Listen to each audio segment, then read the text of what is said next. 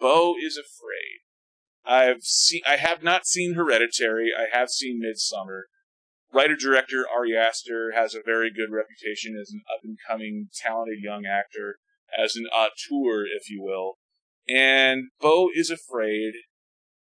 This is Joaquin Phoenix as a guy who has agoraphobia, as someone who's afraid to leave his home, and he has tons of anxiety and going through and getting...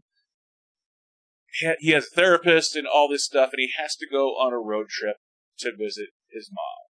And the visuals are brilliant, but my God, there's something here where it's almost a 3-hour movie, and it really shouldn't be. It is the definition of hubris and not being an auteur, just being someone that's full of himself, and this is my directorial vision.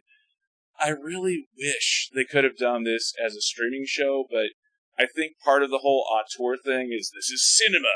This isn't a streaming show. This is cinema, and you will watch all 3 hours of this, what should be a 6-episode streaming series. And part of the reason why I say it should be a 6-episode streaming series is the acts in this film are very cleanly divided, to where you could very easily just chop. Like, this is not a continuous viewing experience. This is very episodic as you're going through this road trip with Beau. So it really, in my opinion, should have been a 5 or 6 episode streaming series for that 3 hours of runtime. And just the hubris of all of it, it's brilliantly done. You could tell that Ari Aster is a brilliant filmmaker. He knows his way around a camera. He knows the difference between practical effects and CGI. He knows when to do them. But to have all of it boiled down to just some very stereotypical character motivations, it could have been done in at least 45 minutes less. My score for Beau Is Afraid, it probably should have been lower, but this is actually the first time since I've been putting out my movies, my scorecard for this movies, I actually have negative points. Not just points out of 10, but I actually have him as having, I have -5 points for brevity and -5 points for what I called self-indulgence for the film, giving it a 60 out of 100. Cinema. Yeah, because it's cinema. Giving it 3 stars out of 5. It's 60 out of 100. I give 1 star for every 20 points. That technically it's brilliant, but there's just so much hubris there. He's so full of himself as an artiste with an E on the end. It's not an artist; he's an artiste with the I with the E at the end. So, this is So maybe what they should have done was similar to what they did with The Hateful Eight, like 5 years after it released, is if you go on Netflix, you can watch The Hateful Eight, or you can watch the extended version that is 4 episodes. So there's like a clear ending point at each episode, and then you start the next episode. But really, it's just one long movie, but they end each episode in a way that you're like, okay, well, now I gotta watch the next episode. So, like, they kind of trick you a little bit. But maybe they should have done something like that for this, is what you're saying, right? Well, yes, but The Hateful Eight by Tarantino is brilliant. I actually saw the Roadshow version, which was even longer. I saw the Roadshow version of it in theaters, and that was brilliant. And I am someone that does like director's cuts. I love the 4-hour and 15-minute version of Dances with Wolves, for example.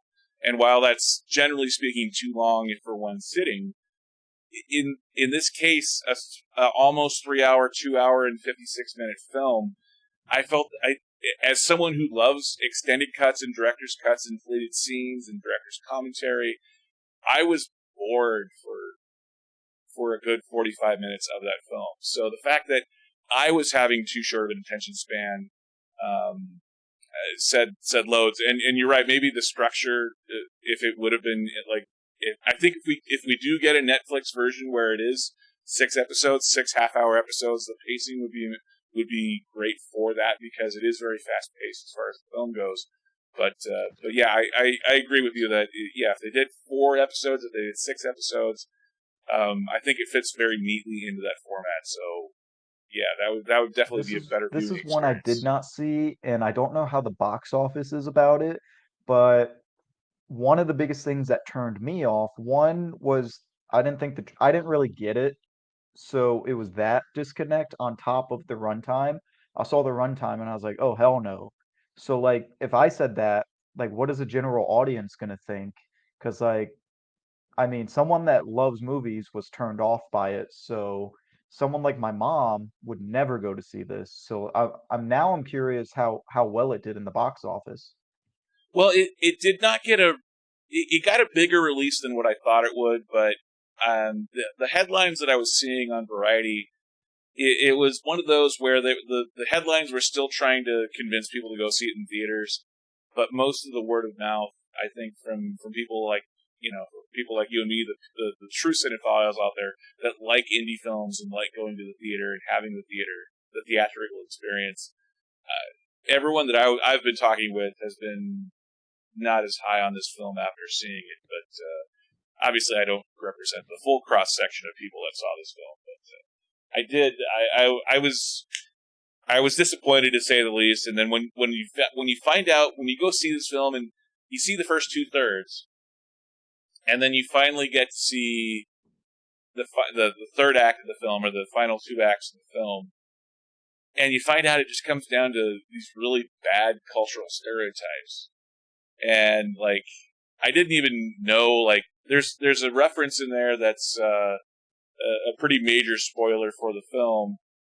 Um, I anyone who does still want to go see it, I don't want to drop that spoiler there, even though I'm saying feel free to do spoilers.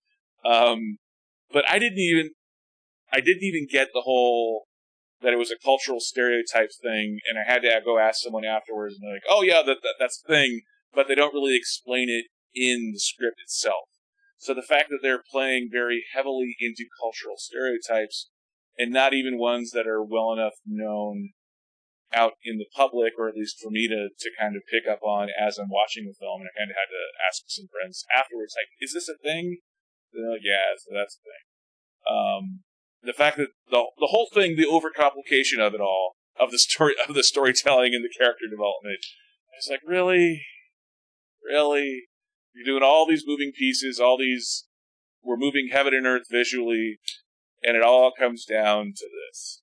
It's just,